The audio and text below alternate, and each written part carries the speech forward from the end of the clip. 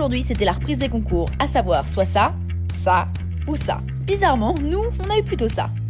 Aïe, alors prends place dans ton canapé, enroule-toi dans ta housse de couette Ikea ou monte le son de tes écouteurs dans le bus, je t'explique comment on en est arrivé là. Hey, aujourd'hui je vous retrouve avec mon plus beau t-shirt pour vous annoncer que je retourne enfin en concours. Je participe à une prépa 90 ainsi qu'une poney E1, c'est-à-dire 1 mètre. En tout cas, aujourd'hui, on va faire un petit trotting pour préparer tout ça. Et ensuite, on va se préparer plutôt psychologiquement. Voilà, évidemment, vous venez avec moi. C'est parti.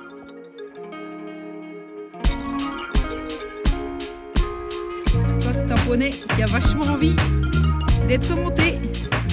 Il s'enfuit. François l'embrouille, il m'a pas embrouillé longtemps, moi je vous le dis. Comme vous le savez, Tivoli n'est pas le poney le plus téméraire de la Terre et il a tout particulièrement peur des pchites qui sont absolument terrifiants. Voilà, donc du coup je lui achète ça, les mouchines gel de chez Raven. C'est pratique parce que du coup ça fait pas de bruit et ça permet surtout d'en mettre un peu partout. Voilà.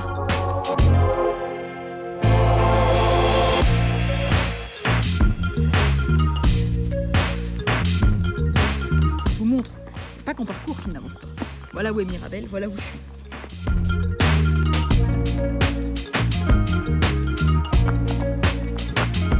Le son du poney pieds nus. Ça fait de la SMR.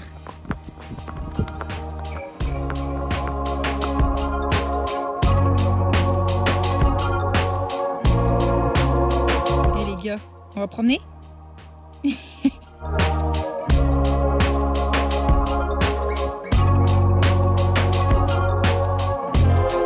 Dites-moi que vous connaissez tous cet instant où à minuit, vous devez subitement vous interroger sur la tenue que vous allez porter le lendemain. Voilà, donc là j'hésite de fou parce que je me suis rendu compte que tous mes pantalons blancs étaient morts et que finalement j'avais plus que celui-là qui ressemblait à peu près à quelque chose et le Cavalleria Toscana que j'ai envie de garder un petit peu. Donc du coup, celui-là c'est un Equitem que j'aime bien, qui est plutôt pour le dressage, mais bon, c'est le seul qui est à peu près encore blanc et encore, et il y a un peu de noir là. Ensuite j'hésite entre ce petit polo hardcore que j'avais acheté pour la remise des prix de la motte l'année dernière et celui-là, le sabotier que j'aime trop. Et en même temps que j'ai déjà trop mis, donc je sais pas, je pense que je vais partir sur lui. Et regardez-moi ces ceintures. Cruel dilemme, on a la paillette. Et enfin cette magnifique ceinture là avec la petite gravure Tivoli, je sais pas quoi faire. Je sais même pas quelle veste mettre, non mais je suis paumée.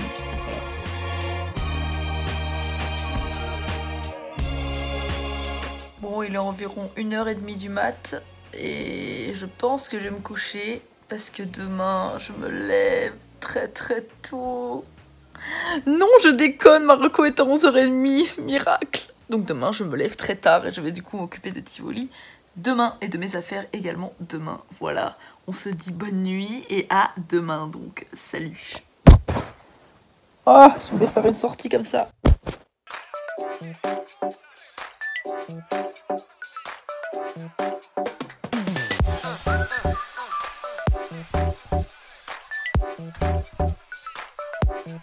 Je vais essayer de me servir de ça pour arriver à faire quelque chose de ça. Non mais sérieux, donc là je suis prête, on va partir. Hein. Voilà dans quel état. Déjà il lui manque de pions et en plus il a foutu son école par terre et il l'a copieusement écrasé. Voilà. Si ça veut pas dire va te faire foutre, je sais pas ce que c'est. Sérieux.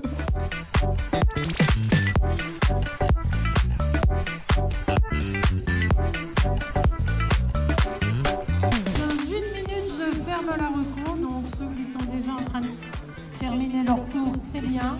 Dépêchez.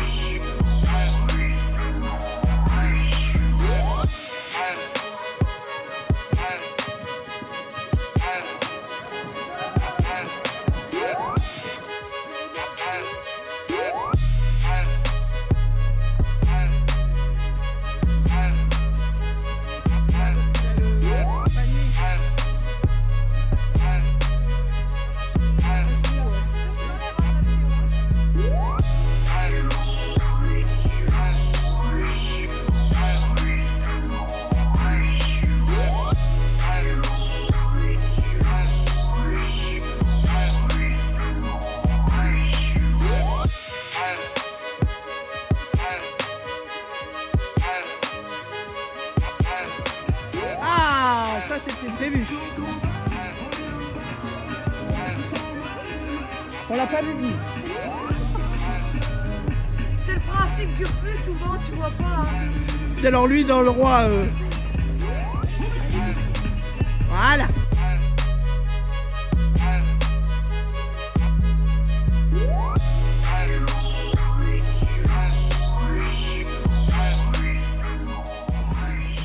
Hé Amélie, réveille tes fesses là. Voilà.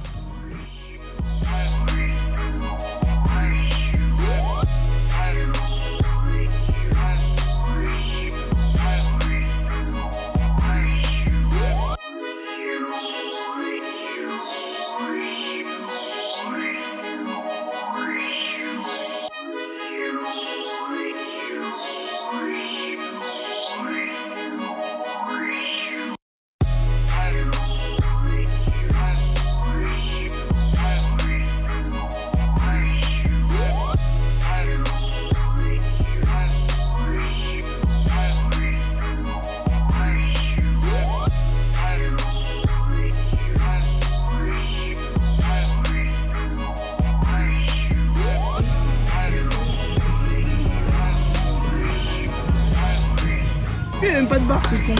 Franchement, on fait des barres.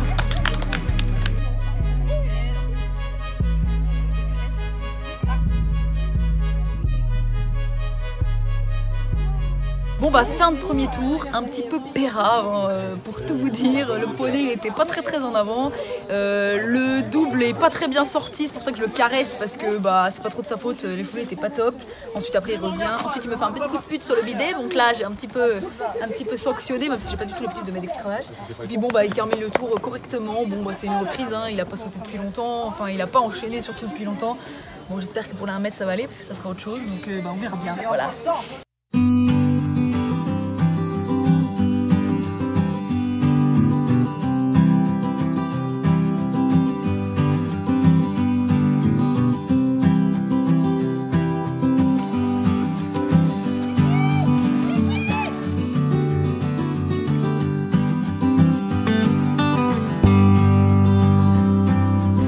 Salut mon Titi, à tout à l'heure.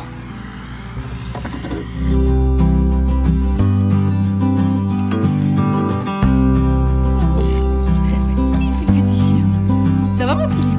Philippot, tu vas aller te promener?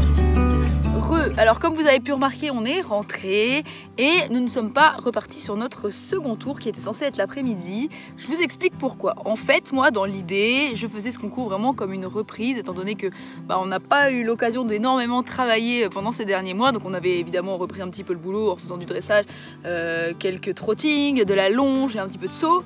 Mais bon voilà, donc c'était pas super régulier comme avant et donc j'avais choisi ce concours qui est donc nos écuries de référence, celle où j'ai acheté Tivoli, celle où je montais avant, donc un lieu qu'il connaît pour un petit peu pouvoir que ce soit plus simple pour nous deux.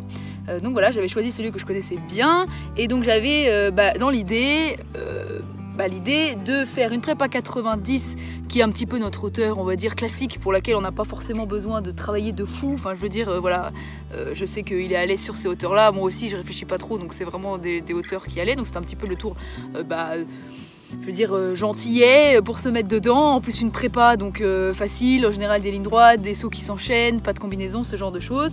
Et ensuite, pour pouvoir partir sur la poney E1, qui est une super épreuve pour nous, parce qu'en fait, les foulées sont poney. C'est un petit peu notre problème. En général, on remet des foulées partout, et là, pas de problème. Ça nous permet de pouvoir sauter un petit peu plus haut, tout en étant en 1 mètre, parce que E1, c'est 1 mètre, qui sont pareil encore des hauteurs sur lesquelles on a l'habitude de sortir en concours. Donc je pensais que c'était vraiment parfait en fait pour nous deux. Et il s'est avéré que les tours étaient vraiment très compliqués. J'étais un petit peu étonnée parce qu'on était à un concours il y a quelques semaines en visiteur et ils nous avaient dit que c'était le début de saison et que évidemment avec le corona du coup ils avaient tout décalé, qu'il n'y avait pas de championnat, donc de toute façon qu'ils reprenaient vraiment assez doucement, que les prépas étaient assez simples, que les tours étaient pas trop compliqués, pas trop hauts. Et là en fait la prépa 90 était déjà bien cotée. Il y avait 2 combinaisons, les foulées étaient cheval, donc c'était toujours un petit peu compliqué. D'ailleurs on voit que dans la combinaison c'était compliqué pour lui. C'était bien coté, c'était assez large, il y avait donc 2 doubles, il y avait 11 efforts en tout, 10 efforts pardon, mais du coup pas mal de sauts. Enfin bon bref, donc c'était quand même pas mal. Et le poney a pas du tout été super, je l'ai pas senti très bien. Je sais pas, je l'ai pas senti très bien, pas très à l'aise. Au paddock il était super et voilà, sur le tour je l'ai pas senti dedans.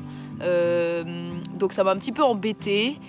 Je me suis dit bon ok, c'était censé vraiment être le tour de travail et déjà c'est compliqué, donc le tour d'après ça va être un peu voilà, ça va être vraiment hardcore.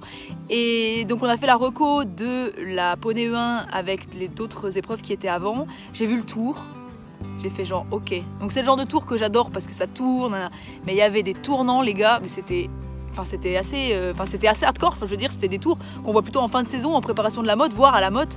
Voilà. Et surtout, c'était super coté. C'est-à-dire que la Club 1, elle était à un bon 95 partout, voire 1 mètre. Enfin, c'était vraiment très très coté, très large. Enfin, tout ce que Tivoli n'aimait pas, les 3/4 des auxerres, vraiment 2 auxerres pour un vertical sur tout le tour. Il y avait une combinaison en moins, mais il y avait plein de choses qui étaient compliquées. Ça commençait direct par un gros auxerre, on tournait tout de suite, des options dans tous les sens. Donc, le genre de tour que j'aime bien. Mais pas là quoi. Moi j'étais pas prête psychologiquement pour ce genre de choses.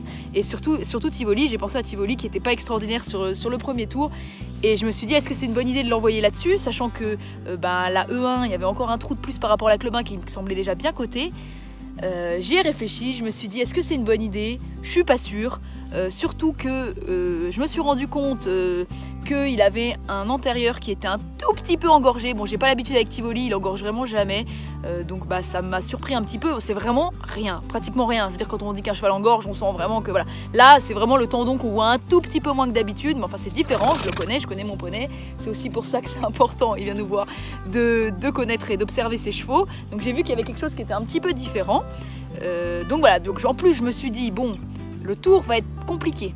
Lui, il est pas à fond.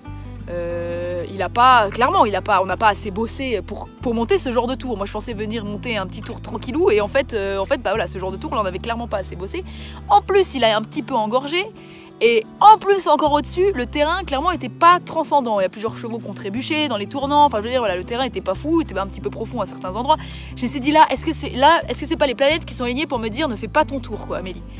Donc je me suis écoutée, j'ai écouté mon instinct, je me suis dit si je vais faire le tour, que le poney s'arrête, que je tombe, ou même, c'est même pas ça qui... Je sais très bien le genre de tour qu'il allait me faire, c'est-à-dire qu'il allait me donner son cœur, il allait sauter, il allait me faire des sauts énormes, il allait mettre sa life pour potentiellement se faire mal, potentiellement se dégoûter. C'est pas du tout là que j'ai envie d'en venir. Donc j'ai dit vas-y, j'ai perdu 16 balles, c'est pas grave, je ne l'ai pas fait. Et apparemment j'ai bien fait parce que j'ai regardé les preuves et en fait, apparemment on m'a rapporté que certains obstacles n'avaient pas été baissés par rapport à la Club Elite. Voilà, donc la Club Elite c'est 105.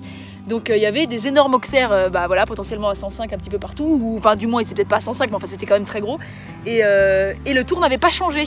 Donc moi qui m'étais engagée pour un tour avec des foulées poney, c'était donc le même tour que la Club Elite, donc avec les foulées cheval. Donc en fait ça n'avait rien changé. Si tu veux, les combinaisons qu'il y avait dans mon épreuve du matin, c'était les mêmes, donc celles qui n'étaient pas trop passées le matin.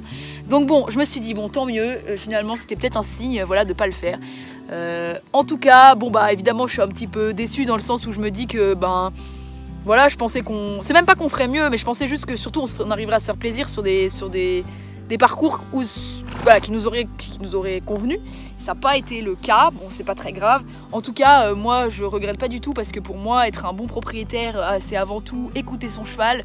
J'ai pas du tout envie de traumatiser le cheval, encore moins de lui faire mal.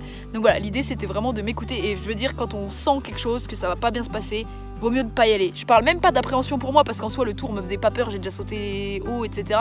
Mais là je me dis, il y a quelque chose qui va pas, le poney est pas comme d'habitude, voilà, ça sert à rien, on perd 16 balles, c'est pas grave. Même sur le coup, je me suis dit, allez, j'y vais, puis s'il est pas bien, j'abandonne. C'est pas bien parce que finalement, le cheval, il sait pas s'il saute pas, il a pas compris. Et puis voilà, je veux dire, mon entourage m'a dit, franchement, si tu le sens pas, ne le fais pas. Du coup, je l'ai pas fait, voilà, bon, c'est tout. Enfin, en tout cas, pour moi, je pense pas. Voilà, sur le coup, je me suis dit, est-ce que je sors quand même le vlog, est-ce que c'est intéressant? Finalement, je me dis que oui, parce que c'est aussi bien de montrer que, les youtubeuses, on est comme tout le monde, je veux dire, à un moment donné, on fait pas toujours des trucs de fou, des fois, ça se passe pas forcément comme on a envie, et il faut quand même avant tout écouter son cheval et pas forcément se dire à tout prix, je veux faire ma vidéo, je veux faire ci, je veux faire ça. Donc voilà, c'était vraiment pouvoir montrer que pour moi, être un bon cavalier, être un bon propriétaire, c'est avant tout écouter son cheval, être... le respecter, essayer de le comprendre et faire dans son sens. J'ai été ravie pendant les tours que j'étais censée faire, je l'ai monté à cru, j'ai été dans la rivière, et c'était 15 fois mieux je pense que d'aller faire un tour où il aurait fait des gros efforts, où il aurait galéré. Voilà, donc là il est de retour au pré, il est trop bien, je veux dire, voilà, donc je me suis dit qu'on retravaillerait, ces hauteurs là on les a déjà fait, on les refera, si on les fait plus, c'est pas grave, je veux dire, voilà, donc en soi... bon, voilà, c'était pas, les conditions étaient pas réunies, donc tant pis, c'est pas grave. Et puis voilà. Donc par contre concernant son tout petit engorgement, c'est vraiment rien du tout. Je vais lui mettre des bandes de repos ce soir et je pense que ça va passer. Ça ne lui est jamais arrivé, donc je pense qu'il n'y a pas particulièrement de soucis. Les terrains sont très durs en ce moment à la maison, donc je pense que c'est en partie dû à ça. Donc voilà, mais c'est tout. Voilà pour l'explication. En tout cas, j'espère quand même que cette vidéo vous plaira et que le message véhiculé, en tout cas, vous le comprendrez. Voilà, en tout cas, j'étais contente parce que j'ai pu revoir plein de gens et puis rencontrer plein d'abonnés que j'avais pas vus depuis longtemps et qui ne savaient pas forcément que maintenant il fallait me retrouver ici et non plus sur Georgette Mag. Donc voilà, donc en tout cas, j'étais hyper contente de pouvoir vivre des petits moments avec mon poney, donc voilà, c'est principal, et puis c'est tout. Ah, et j'en profite également pour vous parler de cette casquette, parce qu'il y a plein de gens qui m'ont posé des questions dessus pendant le concours.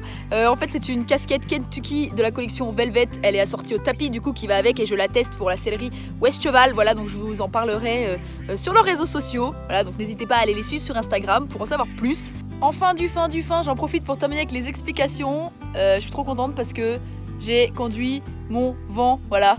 Depuis l'année dernière, je me suis acheté du coup un vent Cheval Liberté, on voit rien, voilà. Et donc voilà, donc je l'ai conduit aujourd'hui pour la deuxième fois et il est trop bien. Et c'est également le retour de Louis XIV. Tivoli, tu montes ta crinière? Ouais, waouh, il est beau ce poney. Une petite photo. Alors c'est trop sympa parce que, alors je vous montre, c'est la photo sur la prépa 90 quand après l'Auxerre sur lequel il s'est arrêté où il y avait le bidet, je vais y arriver en dessous. Donc on voit bien quand même qu'il s'est sauté, hein, ce petit abruti, voilà.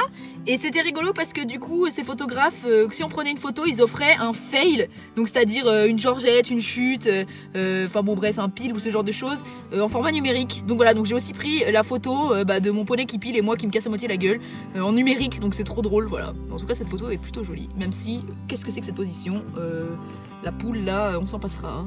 Voilà. Je viens de voir, c'est qui me prend en photo là? Personne, en fait, elle est sur TikTok. Tant pis. Et voilà, bonne Kitty.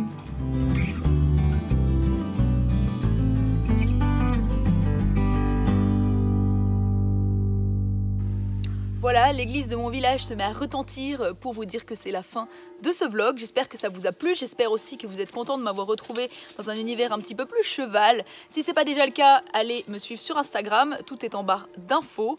Et n'oubliez surtout pas qu'à défaut d'être bon, autant essayer d'être beau. Paillettes de copeaux sur vous, kiss les raviolos.